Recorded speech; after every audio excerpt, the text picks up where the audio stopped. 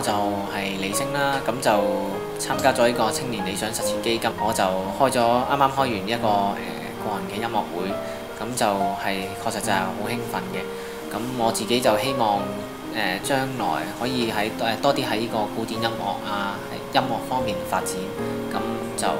令我自己人生就更加多色彩嘅。即係雖然患有視障係確實係即係你就做唔到，有好多嘢都做唔到嘅。咁但係咧就即係你只要肯努力，你揾方法去解決一啲即係你認為初頭係解決唔到嘅問題，咁但係你總會揾到方法去解決。咁就希望大家可以即係如果有視障嘅話，或者有其他即係殘疾啊都好，咁就希望可以多啲去嘗試揾自己嘅目標，揾自己嘅理想，咁就可以可以自己擴闊下自己嘅視野，同埋令到自己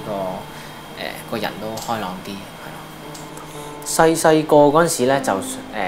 冇諗過，因為覺得佢哋即係嗰啲人就好專業嘅，咁即係亦都即係話哇，我嚟睇下就已經好啦。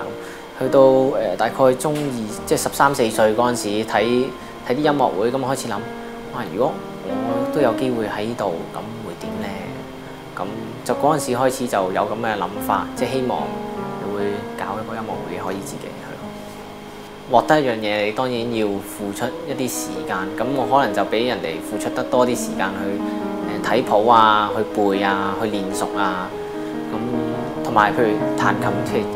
彈得即係複雜啲嗰啲，可能要練多啲，因為隻眼就跟唔到自己嘅手個動作有時。所以呢個就係個困難嘅地方。因為如果我隻眼冇事嘅話，咁我諗我嘅人生就一定唔一樣。咁可能我就唔會有呢個音樂會，係啦。咁因為你身邊嘅事發生嘅事，你係即係預計唔到嘅。咁即係當你有得選擇，即係或者你覺得係值得去做啱嘅話，咁你就唔好理即係有幾困難，你都即係為自己嘅理想或覺得自己覺得啱嘅嘢去做咯。我係李軒啦，咁我係李星嘅哥哥啦。我覺得雖然我哋視力比正常人係差啦，咁但係我係覺得我哋同正常人係冇分別嘅。除咗音樂方面咧，我以我所知，即係有啲視障人士咧可以做去參加啲體育活動都可以，例如打 golf 啊、打保齡啊、跑馬拉松啊，都可以。所以其實冇嘢係唔得嘅，只要自己